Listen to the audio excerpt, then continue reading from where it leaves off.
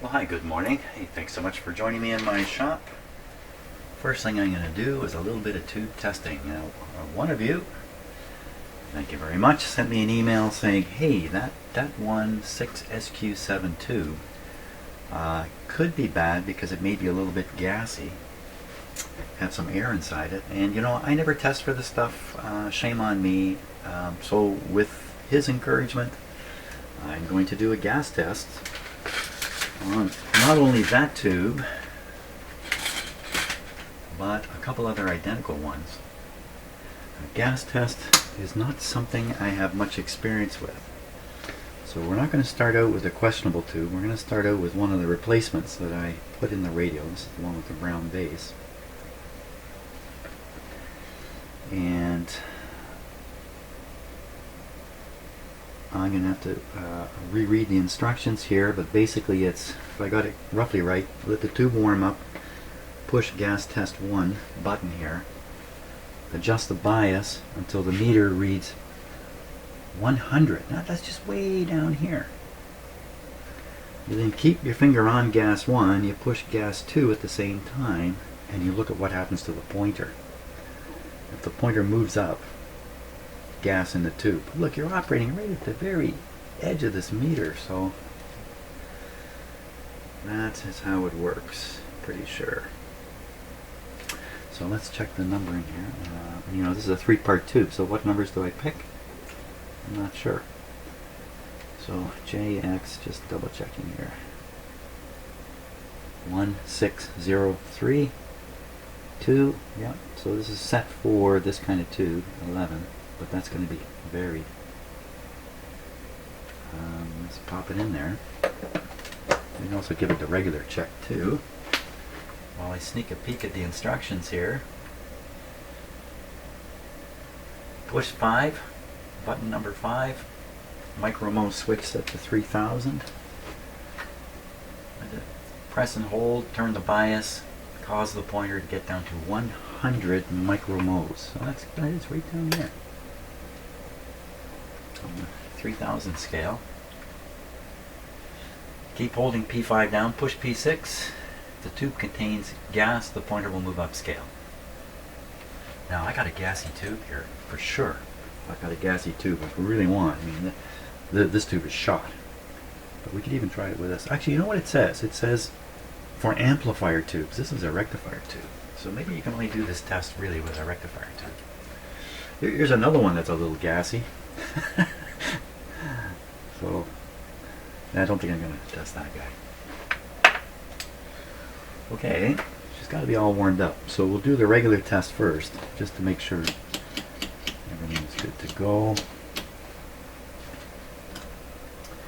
And I think this is supposed to go above 470. Yeah, so we're up around 600 here. So the tube is, in a normal test, is testing good. Now, I just pushed gas 1, I guess at this point. Okay, and then we turn the bias until we get this down to 100.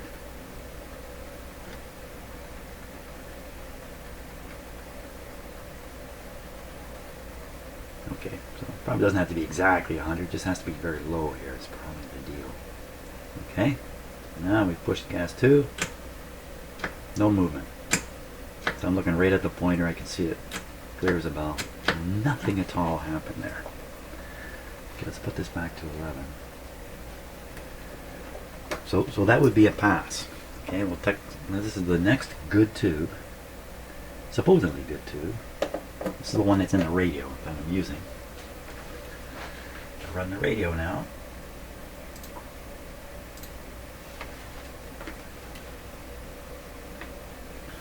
Okay, we'll do the regular test. So this one is still rising. So a source of gas in these tubes, one is, you know, a critical fracture of the glass globe, maybe where the pins come in and you get a rush of gas or air into the tube. Tube is shot. It might take all of a moment or maybe a few hours or something like that. Another kind is going to be the slow molecule by molecule leak that started the day they made the tube and is continuing forever. And probably most, if not all, vacuum tubes, I'm just saying this, I don't know this, but they probably all leak air at a molecular level. So it's about exactly the same reading up here now. Excellent. Okay, so here we go. Gas 1. Drive it down to 100. Gas 2. Okay, again, I can see, I'm looking very carefully at it. There's nothing happening there at all. Okay, now we're on to the suspect tube. The suspect. Put this back to 11.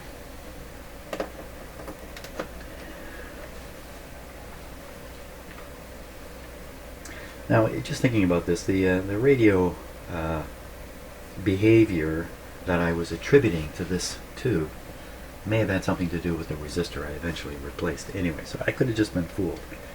Maybe there's really nothing wrong with this tube. I think it's weak though. Okay, let's check. No shorts. Before. Ah, it's stronger than the other ones.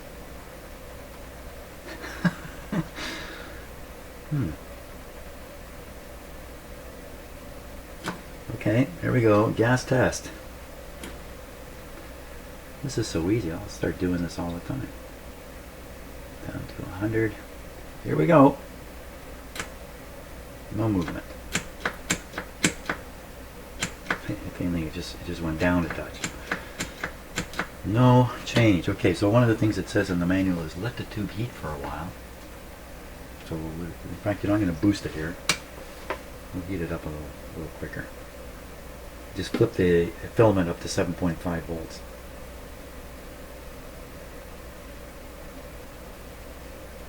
Okay, let's try again.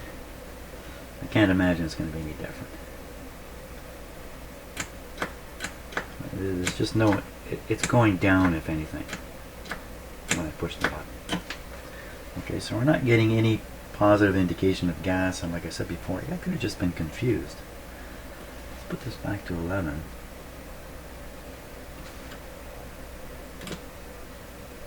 Wow, it's way higher than suddenly the bad guy becomes the good guy. Okay. I don't think there's any reason to consider this tube to be a problem.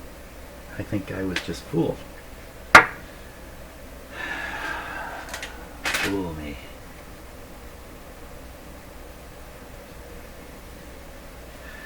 Yes, these radios have a way of making a fool out of me.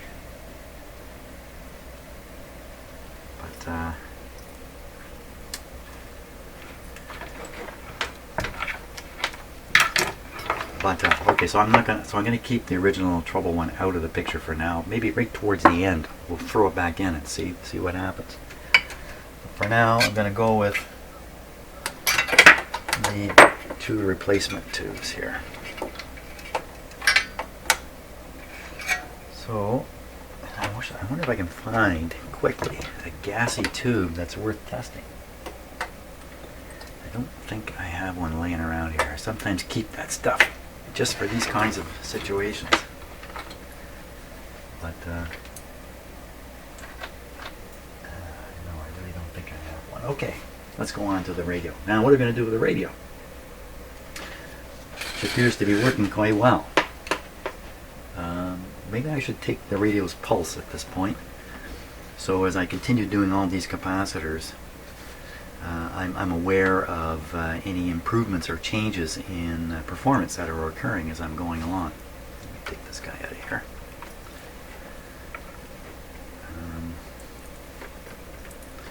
So to get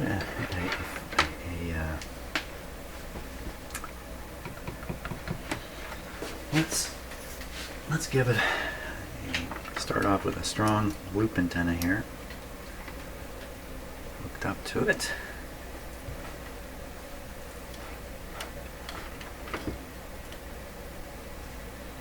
Are you ready? I think so.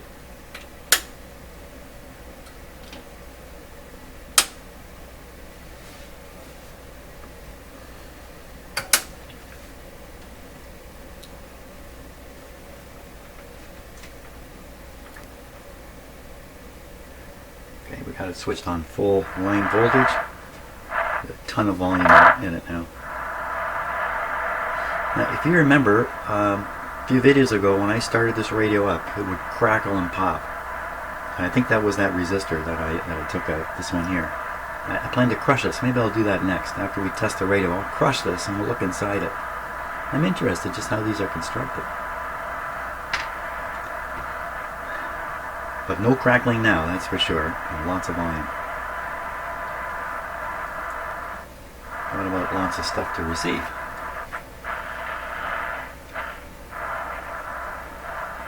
Should be something right around here.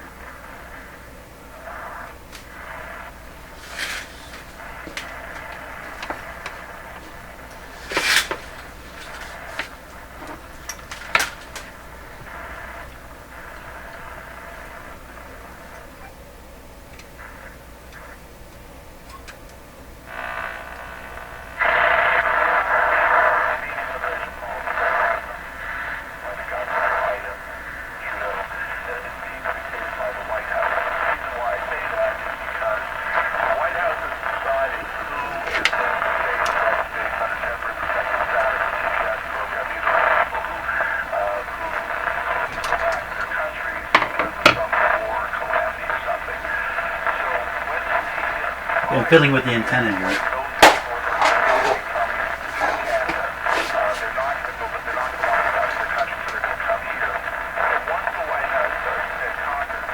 Well, that's really interesting.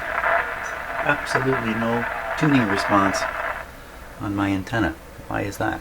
Oh, the ground leak fell off here. So I'll hook up the ground. Here's a good spot. There. The Americans making decisions about what kind of pressure they're going to put on illegals in their country, and of course our open border. Okay, well let me step in there because I'll disagree with you. You might be right because you're a smarter lawyer type than me, but I think most people will look at it and say, well, hold on a second. You can blame the United States to a point, but it was our Prime Minister who put out the tweet and made it sound like anybody could come one, come all. And the bottom line is they have not made clear enough that no, you cannot do this, and they've done nothing to secure those border points to send a signal that yeah, no, you can't just show up here en masse.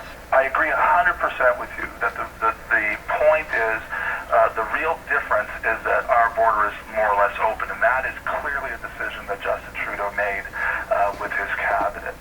What I'm trying to say is how many people cross the border is going to be determined. While our border is open, the United States will determine how many people cross the border. If tomorrow Donald Trump were to stand up and say, I'm going to start deporting everybody who is here illegally, no matter what, you are going to have a mad rush to the Canadian border. Yeah, and clearly, Giddy, we have a Prime Minister who's going to say, come on in, like he's the Statue of Liberty. I mean, we have to be prepared for that, and we're not. I mean, we have $265 million and growing. We've got a mayor who's going to be coming out at 10 o'clock to address the situation. We've got Canadian 60... Okay. I just thought I'd let that play and let those of you who are not Canadian get a flavor for what's happening here with Canadian politics. Okay, let's just run the band here. This radio is really performing well. Well, we get a chance to see the Magic Eye too. Nothing much there. 640. So I've got it. That is it, right on 640. I keep wanting to look up here. Let's go right to the bottom. And I remember I'm using a tuned antenna. I got to run and tune the antenna. So just turn up the radio. Brad was talking about Dalton Pompey dealing with severe symptoms in these dark rooms. I was like, that just sounds like my Saturday. Sitting by myself. Front of your laptop. My computer. Front of your computer. Okay, so 590. From the news doc 610. 610. Good morning, it's 9:30. I'm Shelby Dawson. Here's what's making news. While experts from afar swear up and down massive wasps at a Fort Colburn bar park are cicada killers, the man who 600 instead of 610, but that's not bad, eh? Oh, 640. That's where the antenna was tuned. City Hall this morning. 680, 740. It's picking up all the stations here. This is great. Let me tune the antenna.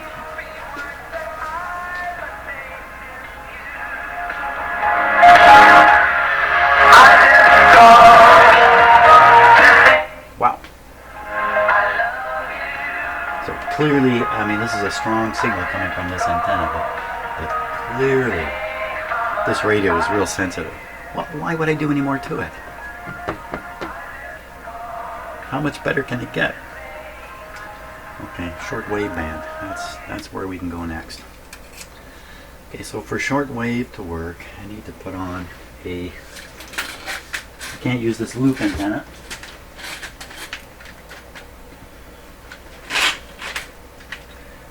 I need to try the outdoor antenna again. Well, let's try it. I haven't had much success yet. Just one sec while I find a cord here. There we are.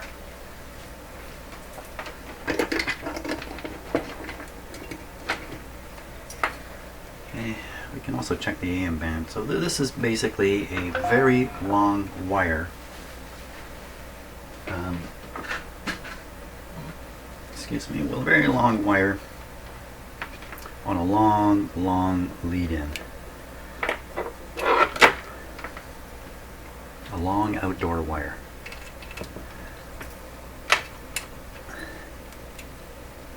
Okay.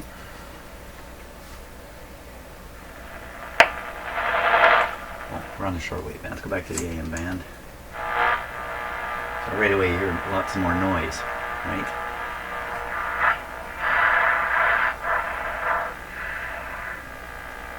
So we just went right through the same place we were getting stations. Wow, this is quite a lesson about antennas.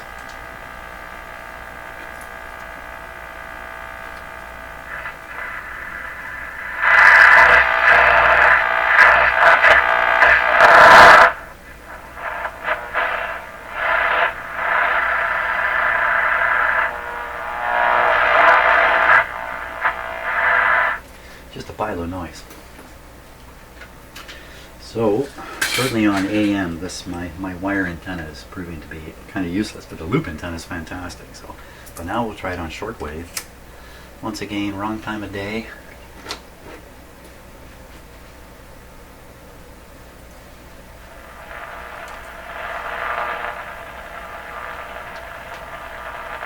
Let me move the camera back here.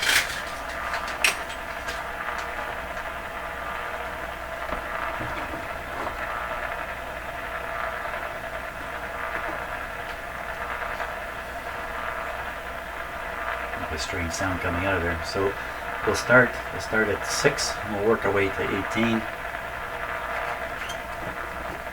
Okay, that was... Hey, this doesn't sound so good.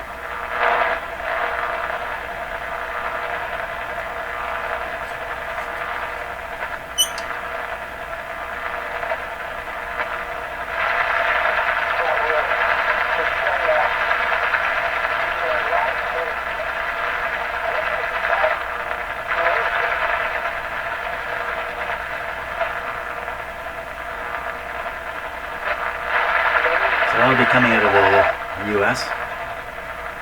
What is that sound? It's the wheel scraping up here, I think.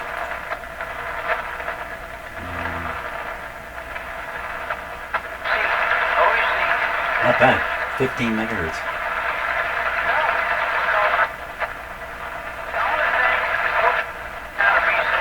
It's all that weird stuff that comes with it. This is almost certainly another religious broadcast coming out of the U.S.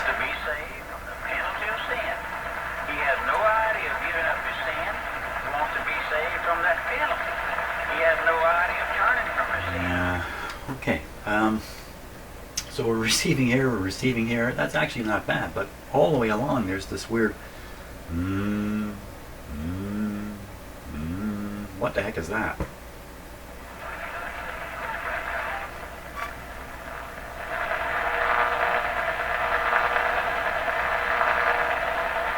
There's also a chugging in there, chug, chug, chug, chug, chug, chug.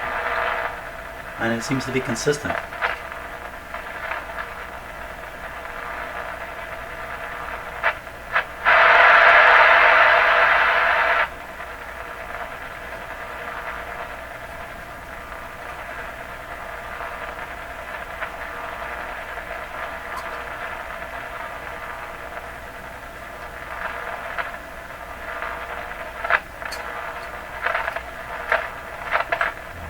scratchiness makes it tricky to tune this. Okay. So what that weird sound is, I don't know. It's definitely a strange thing. You know, at a guess, I would say, oh, something's oscillating inside the radio. In fact, a number of things are oscillating. And maybe that sound you hear waving in and out is actually the difference frequency between two other oscillations that are very close in frequency. Okay, making all this up. I don't really know. Let's crush a resistor and see what's inside here. First, before I crush it, we'll take a close look at it. I don't think there's too much to see. Let's see.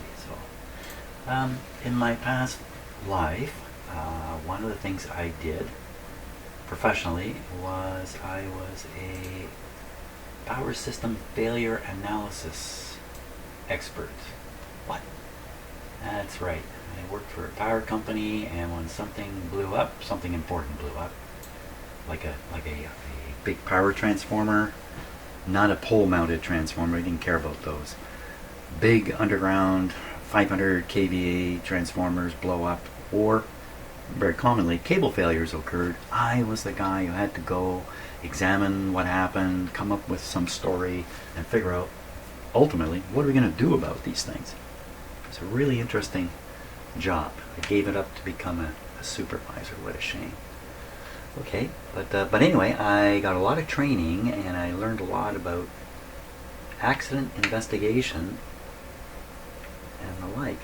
And I examined about 1,000 cable failures. These are cables the size of your forearm. So I'm not a little small guy like this. So I'm going to crush this, but in crushing it, I could destroy what's in it. So I'm going to use a very scientifically, carefully contrived crushing technique here. And crush it in this vise.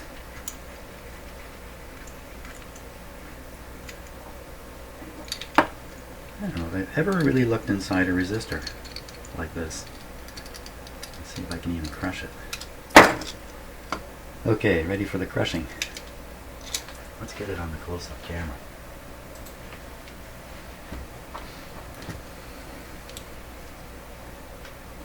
Let's see if I can crush it. Maybe I can't even crush it. Here we go. We're crushing.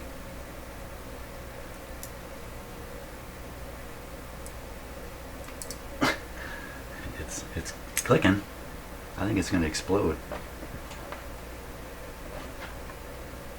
Well, that's about it. That's about as far as I can turn it. Okay, so it cracked it a bit. Let's back it off.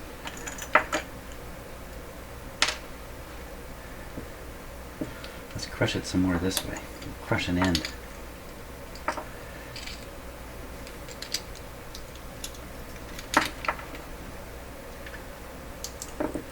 That sounded good. I'm just trying to crack off the shell is really what I'm doing. And I'm not being careful about this, obviously. I don't care that much how it comes out. That got it. There it is. So, what do we got now? I'm going to put on my own big screen here so I can watch this on the big screen.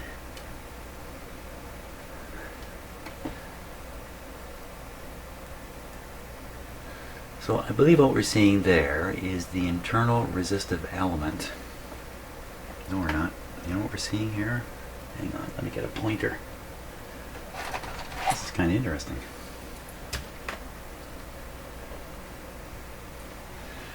So we can see the lead wire here coming right through to this point. Isn't that what that is?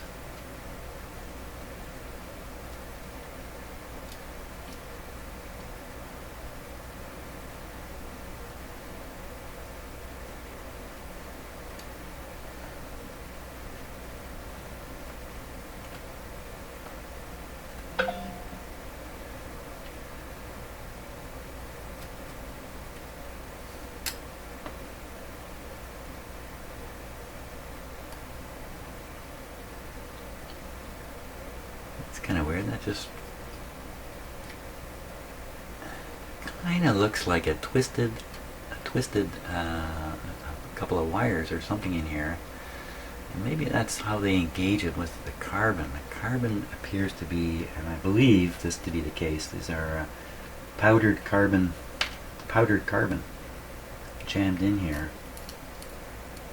It's just crumbling out.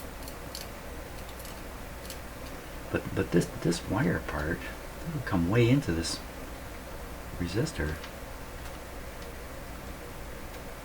Almost all the way through this piece. You can see the end of the one that's in there. It's here.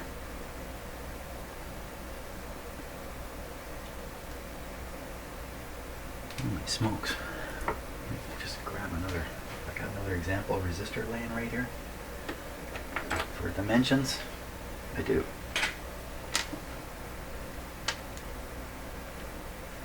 So that's where we are on it.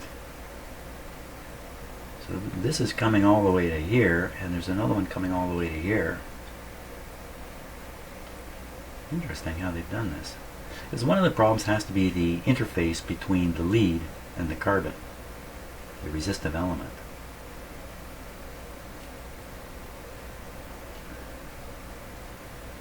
So the problem would develop, as far as I can imagine anyway, in the contact between the lead coming in and the carbon in here. And my thinking is,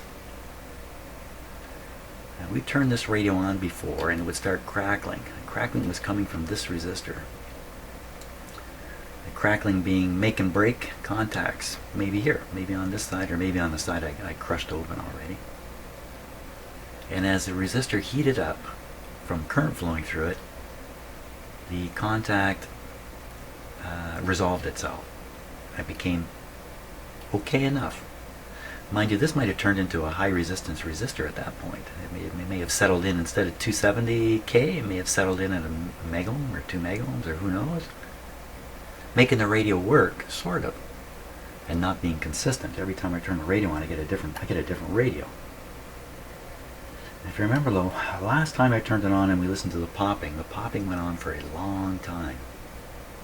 And then it seemed to resolve itself with some, to me, there was a sense of finality in it when it finally stopped crackling, as if, that's it, I'll never crackle again. At that point, I believe this resistor was open. And then next time I turn the set on, because this is completely open now, no current flowing through it, it's not going to heat up, it's not going to re-engage, it's going to be stuck in this open, dead position. And all the time I've been troubleshooting, this thing has been acting up. And that's why I've had some inconsistent results and have been misled by troubleshooting because of a character with no character. He's changing his character along the way.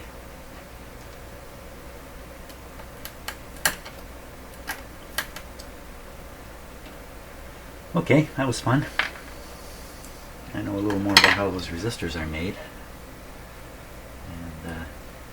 And I have some continuing faith in my theory there that this is the crackler. And we're not going to hear crackling again from him.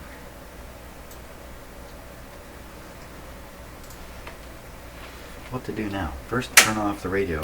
The radio is so silent, no hum, it's so silent, no hiss. I easily forget it's on, and then I'm setting myself up for an unfortunate accident as opposed to a fortunate accident. What are we going to do here?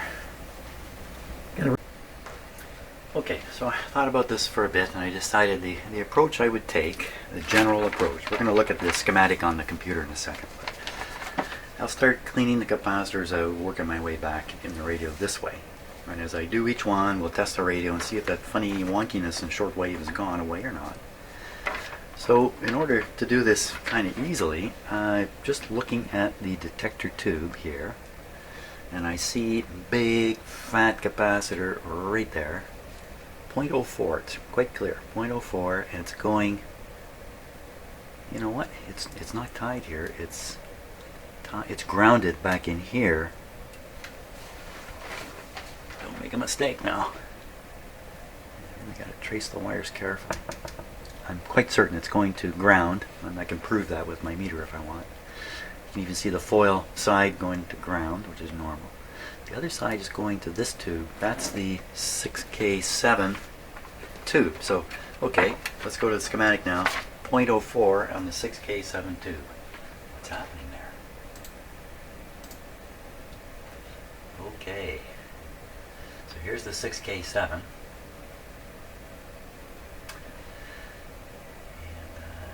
Here's a 0.04. 0.04 right here. Oh, hey, what's going on here? This looks like a cathode resistor. It is a cathode resistor. Isn't this getting bias from the ABC line?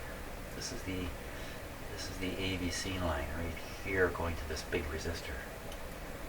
So this tube's getting a combination of bias onto the. So the way they're doing this is first they're pushing the cathode positive a few volts with this resistor, and that makes the grid a few volts negative, and there's kind of like a minimum bias, if you like, and then the AVC comes along and pushes it more negative. I guess that's how this is working. So we got to check. This guy I'm going to replace. That's a bypass, eh? 0.04 bypass on a 390. It is definitely 390. Yes, and that little symbol there, that looks like a sideways 3. This guy, as was mentioned to me by one of you in a comment, is actually the omega symbol written there to indicate 390 ohms. They do that every time? They do it unless they do that. Look, there's that error again, right here on this resistor. 0.1 meg. What this, the way this is handled today, and I think for the last 40 years, is instead of writing 0.1, you would write 0.1. You throw the leading zero in here. This is an engineering technique to solve the problem of the reproduction of the drawing where the little tiny dot disappears, because it happens often. And, 0.27 megs becomes 27 megs suddenly.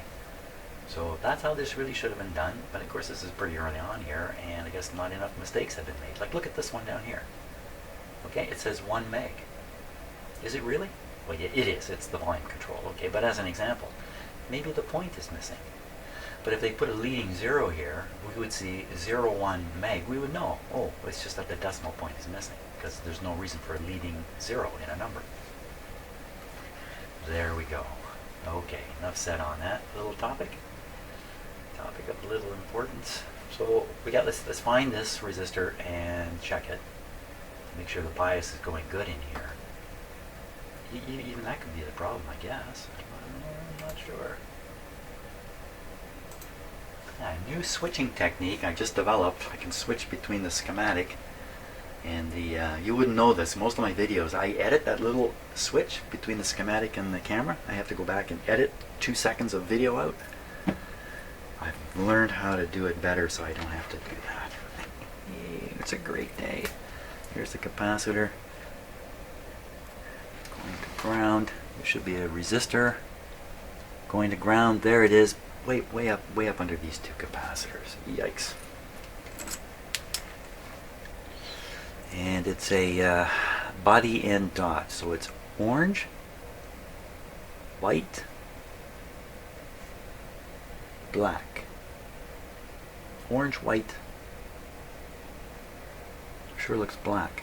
So orange and white's got to be 39. Black. Shouldn't that be brown to get the zero coming up?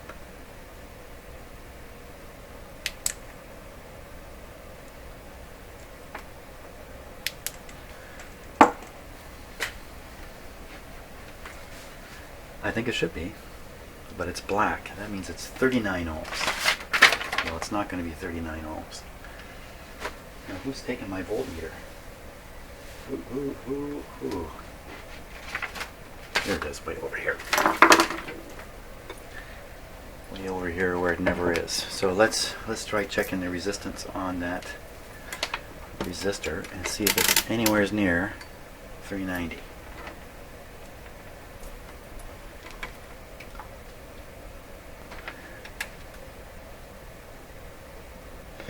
$450. 390, 450. You know, that's not way out. So it's dropping off too. So there's some capacitor in there that's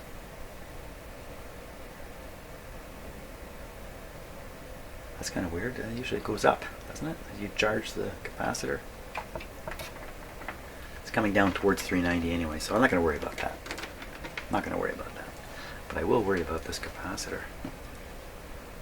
In effect, the ohm meter was across this capacitor too. And now, something I haven't done for a long time because I keep forgetting, but it's really interesting. I'm going to do it right now before I forget again. So we have these really bad old capacitors I've taken out. I'm going to check to see if that capacitor hasn't turned into a battery.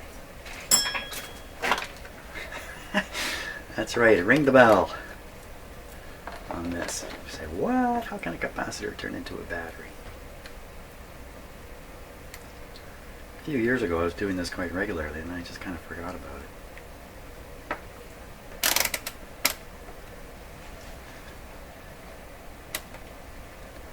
Okay, so on the 2-volt scale, looks like it's okay. So now the meter is draining the charge out of this lousy battery here. This lousy battery. Okay.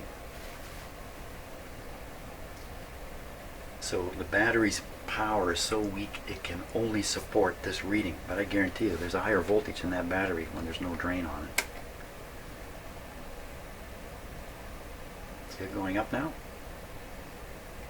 Over 200. So we say, hey, what do you mean? This thing's producing a voltage? Yes, it is. Why? That's moisture inside the capacitor, making the various materials in the capacitor generate a little voltage like any battery would. Okay, that was exciting. I think that's just a further indication of a defective capacitor. Good capacitor. Okay. Now I said it. A good capacitor should just show a complete 0. Okay, assuming this is a good capacitor. Well, I'm in big trouble now, aren't I? Oh, Jim, what have you done?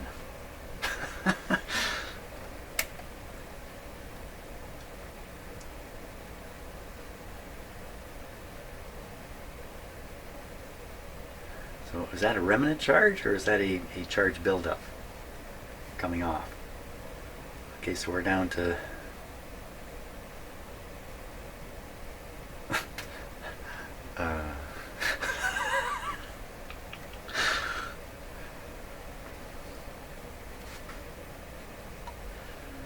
there it goes down to 0.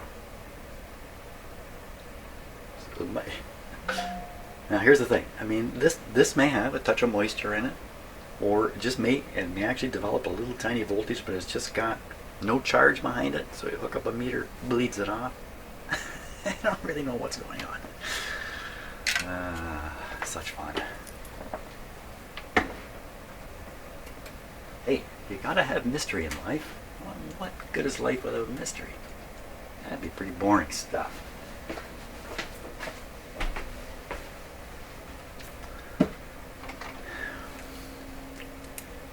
Okay, so we're going to nip out this capacitor here.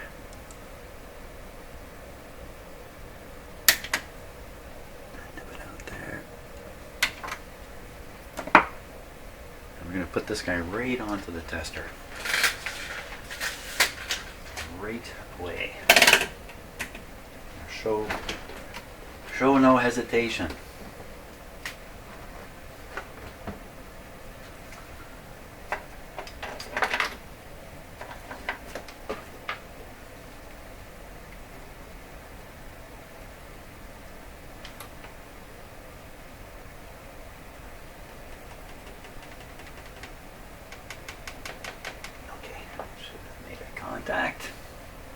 contact. Leakage, 25 volts. Well, it's not completely bad, but I'm sure at 150 it's not going to open. Okay, do we dare try to read this, guys? 0.04. Just give this a moment. I'm discharging the capacitor here. Okay, so 0.04 is going to be in here, in this band. 0.04 would be just 0.02, so 0.04 is just about where it is right now. This meter has an interesting behavior. Look, there's something going on right here. You can't see it in the camera, I'm afraid. I'm not going to take time to make it, but you can see something's happening on the magic eye here, right around 0.1. So I don't think the test, I think when these things are leaky, the test's not valid. Fun to do though. So yeah, somewhat of a leaky capacitor. You know, I cannot relate the test results that I just did to what might actually happen when this is sitting in here with all of 4 volts across it. You know, there's not much voltage in this. This guy's not sustaining much voltage. 0.04. Okay, 0.04. Let me dig out a 0.04. I'm just going to do this one capacitor today, I think. And then we're going to tend to the rest of my life. So, now where did it come from? It came out of here somewhere. One's here. And the other one's right here. It's just so hard to see.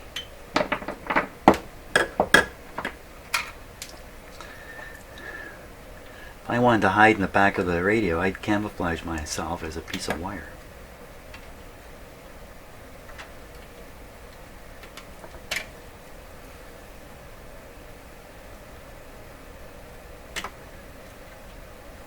So I'm just trying to clean off a little bit of whatever might be there.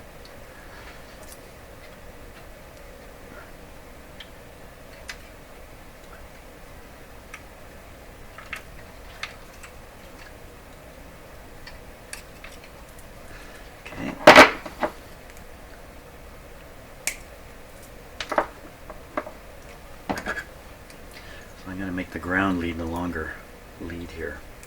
This one. Slightly less antenna effect. Okay, so that's going to be there. This is going to be here.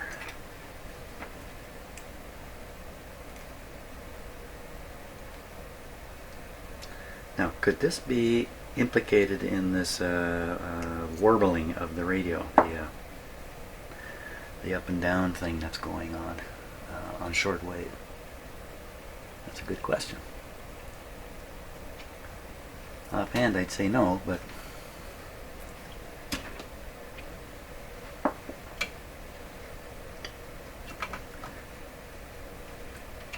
I'd say no, but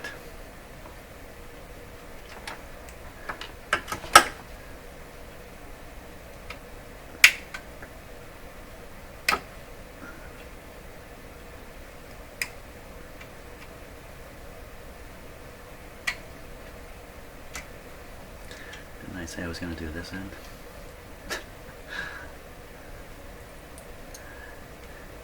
You know, it's one thing when you're in here doing this work and nobody's watching. That doesn't happen to me anymore very much. I still do little projects in here, by the way, that I don't do video on at all. My own kind of personal stuff in the evenings. Those are more like around the house projects. They're not this kind of stuff. Like fixing my son's TV. So my son's TV, I can either order three parts, replace 3 parts and make the board work, or I can order a whole board. There's one I can order from someone in Canada, has one they want to sell. $75 to fix a $400 TV.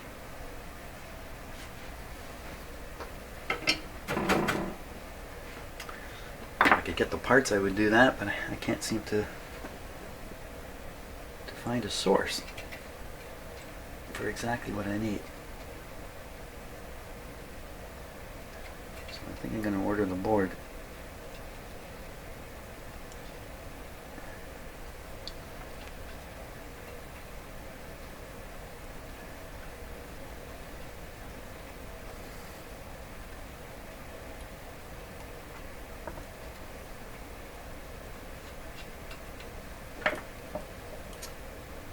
Cold to me. Come on.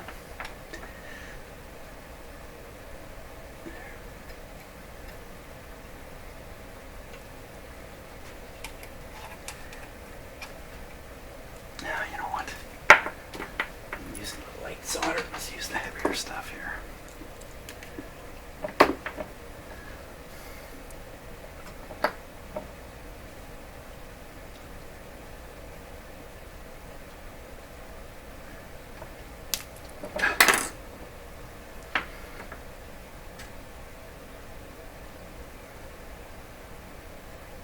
There we go. Yeah, beautiful. That's lovely. I am trying to improve my soldering skills here. Yeah, it just broke right off the wire. That didn't take it all. How do you like that?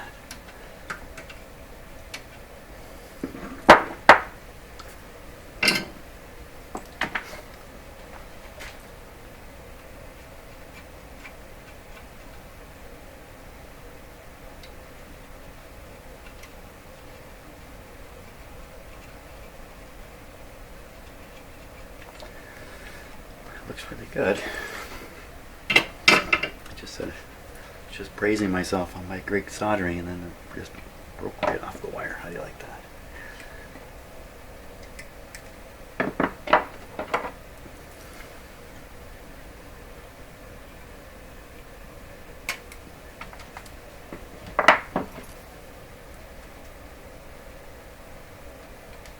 You know, when I smashed that resistor apart, I did it right in view of all the rest of the resistors in this radio. So they got the message. You act up, you're going to be dragged out and crushed in public. This is pressed right up. This wire I'm going to solder to is pressed right up against some other wires. I don't want to do that. It's going to burn right through this moldy insulation. Wow. This is the wire that carries, I believe, the phono signal into the radio.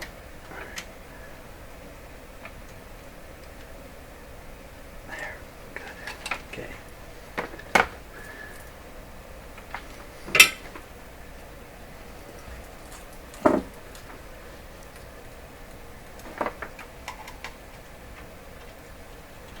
So what I'm dreaming about here is that this is going to somehow take away that weird thing on shortwave.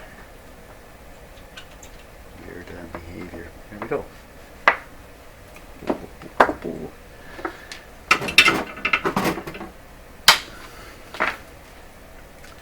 I don't think so. I think really the ones we got to go after are going to be capacitors that are trying to quiet or remove RF from the ADC line and stuff like that. That's really what we got to go after.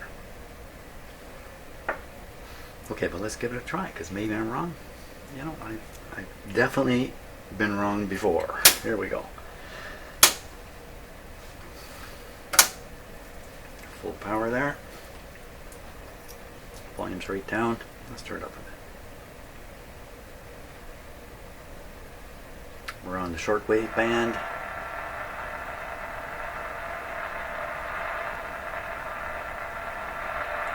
Are we? Yes.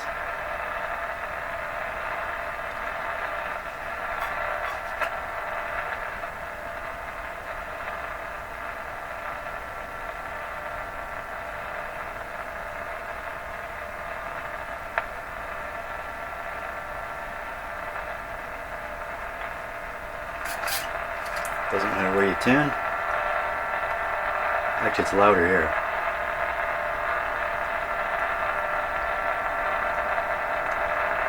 Funny sound.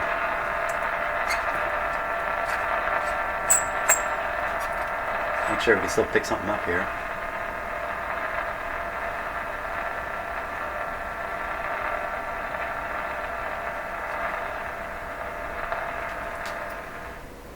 So it's definitely, it's volume controlled, so it's definitely coming out of the radio.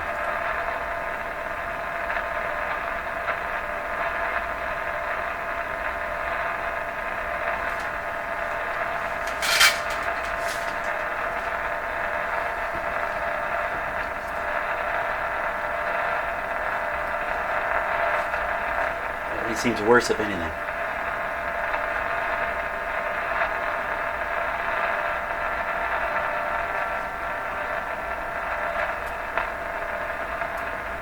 Let me take it off the antenna. Wow. It does seem worse, doesn't it? Okay, I'm going to disconnect the antenna from the back here. Whoa! That just about popped my eardrum there. That was loud. You turn it up. It's just not enough there to work with. Let me put my finger on it.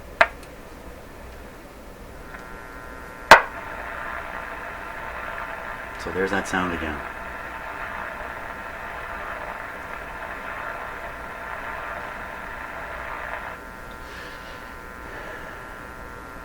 I'm quite certain that's not something that the radio's picking up from the antenna, that this is something going on in the radio. Why can't we hear it? Why you only hear it when there's a signal coming in of some sort? Well, like I said, if this is some kind of oscillation that's not being suppressed properly by capacitors, then we're going to find it as we just proceed through all these paper capacitors. At some point, that's going to go away. So I think that's good for today, though. Not bad. And we'll see you on the next video. Hey, thanks so much for watching this stuff.